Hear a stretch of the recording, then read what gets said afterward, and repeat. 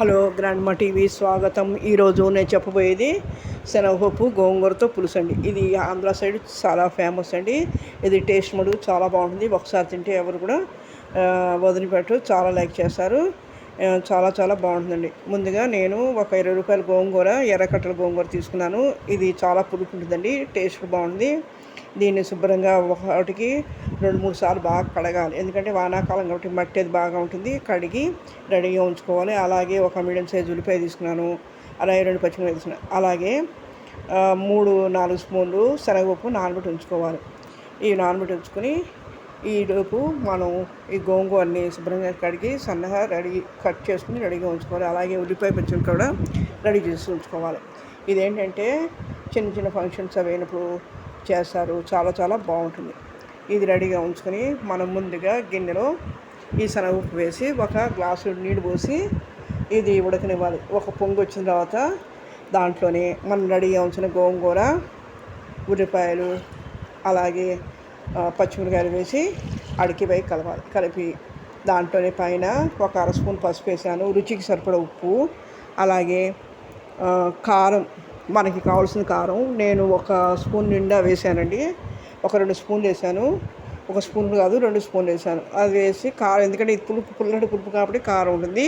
అలాగే ఒక 2 రెబ్బలు చింతపండు వేసాను. అంటే కారం ఎక్కువైనా ఏదైనా సరే బ్యాలెన్స్ అవుతుంది. ఈ పులుపుకి అది సరిపోతుందని చెప్పి 2 రెబ్బలు వేసి, వేయిపోయినా పర్వాలేదండి, మీకు కావాలంటే వేసుకోవచ్చు, లేదంటే స్కిప్ చేసేయచ్చు. నేను కొద్దిగా ఒక 2 రెబ్బలు వేసాను, ఎందుకంటే ఈ పులుపు కారాన్ని బ్యాలెన్స్గా ఉంటుంది అని చెప్పి వేసాను. ఇది బాగా దగ్గర ఉడికిపోతుందండి. ఎందుకంటే తొందరగా మగ్గిపోతుంది, లేత కాబట్టి తొందరగా మగ్గిపోతుంది.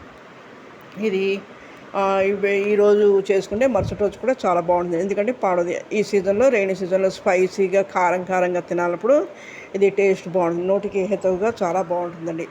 ఎవరికైనా తినాలని చెప్పి ఇది ఇదే మొత్తం అన్నం తినేంతగా టేస్ట్ బాగుంటుంది. ఎందుకంటే అన్నంలో ఒకసారి తిన్నంటే మళ్ళీ తినాలనిపిస్తుందండి.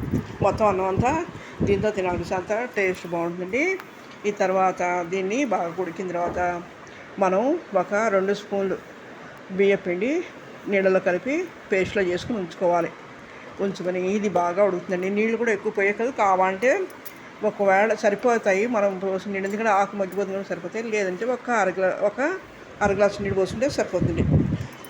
దాంట్లోనే మనం చెప్పా కదా ముందుగా చెప్పినట్టుగా పసుపు, ఉప్పు, రుచికి సరిపడా ఉప్పు, కారం వేసేసుకుని మన తర్వాత ఈ బియ్య పిండి ఇలా కలుపుకొని దాంట్లోనే వేసేసుకోవాలి. మొత్తం అంతా దగ్గర పడుతుంది. ఇది దగ్గర పడిన తర్వాత చూసారు కదా, ఇలా వేసేసి దగ్గర పడాలి. దాన్ని పక్కన పెట్టి ఒక బాండీలో ఒక 2 స్పూన్లు నూనె వేసుకుని ఆయిల్ వేసి దాంట్లోనే మెంతులు, ఆవాలు, 1 స్పూన్ మెంతులు, 1 స్పూన్ ఆవాలు, అలాగే ఒక 3 ఎండుమిర్చి చిన్న ముక్కలు కట్ చేసుకుని వేసుకోవాలి.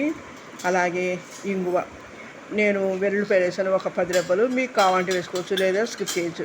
వేయడం వలన టేస్ట్ బాగుంటుందని వేసాను. పిల్లలు కూడా లైక్ చేస్తారు బాగుంటుందని. అక్కర్లేదంటే స్కిప్ చేసేయచ్చండి. ఇవి టేస్ట్ మటుకు బాగుంటుంది, ఎందుకంటే దాంట్లో నానతాయి కాబట్టి పులుపుకి చాలా బాగుంటుంది. ఇది టేస్టీగా సూపర్గా ఉంటుందండి. ఇది ఎలా ఉందనేది మీరు ట్రై చేయండి, లైక్ చేయండి, షేర్ చేయండి, సబ్స్క్రైబ్ చేయండి. వ్యూస్ చూస్తున్నారు కానీ సబ్స్క్రైబ్ చేయడం మర్చిపోతున్నారు. మీకు కనుక చేత కాకపోతే మీ పిల్లల్ని ఎవరైనా సబ్స్క్రైబ్ చేయమని చెప్పి సబ్స్క్రైబ్ చేయండి. మీరు సబ్స్క్రైబ్ చేయడం వల్ల నేను ఇంకా మంచి వీడియోలు పెట్టడానికి అవకాశం ఉంది. మీ ఫ్రెండ్స్కి, మీ రిలేటివ్స్కి, మీ ఫ్యామిలీ మెంబర్స్కి అందరికీ షేర్ చేసి వాళ్ళని కూడా ట్రై చేయమని చెప్పండి. ఎలా ఉందనేది కామెంట్ చేయండి. వాళ్ళు కామెంట్ చేసిన దాన్ని బట్టి, మీరు అందరూ కామెంట్ చేసిన దాన్ని బట్టి నేను ఇంకా మరిన్ని మంచి వీడియోలు పెట్టడానికి అవకాశం ఇచ్చి వాడతారు. చూసారు కదా, ఇది కలరు ఇదిగో ఇలా ఉంటుందండి. ఇది చాలా చాలా బాగుంటుంది. ఎందుకంటే జాబ్ హోల్డర్స్కి, మొదట నేర్చుకోవడానికి చాలా యూస్ఫుల్ అవుతుందండి. తొందరగా అయిపోతుంది. ఆయిల్ కూడా ఎక్కువ ఉండదండి. దీంట్లో ఆయిల్ వేసేది ఒక పోపు తప్ప ఆయిల్ కూడా పని లేదు. ఇది 2 రోజులు ఉంటుందండి. చపాతీలోకి, ఏదైనా దోశలో కూడా నంచుకు తినడానికి బాగుంటుంది. ఏదైనా జాబ్ హోల్డర్స్కి చాలా యూస్ఫుల్ అవుతుంది. ఇది మీరు ఎలా ఉందో చూసి లైక్ చేయండి, షేర్ చేయండి, సబ్స్క్రైబ్ చేయండి. మీరు సబ్స్క్రైబ్ చేయడం వరకు మర్చిపోవద్దు. మీరు కామెంట్స్ వల్ల మరిన్ని మంచి వీడియోలు పెట్టడానికి నాకు అవకాశం ఇచ్చిన వాళ్ళు అవుతారు.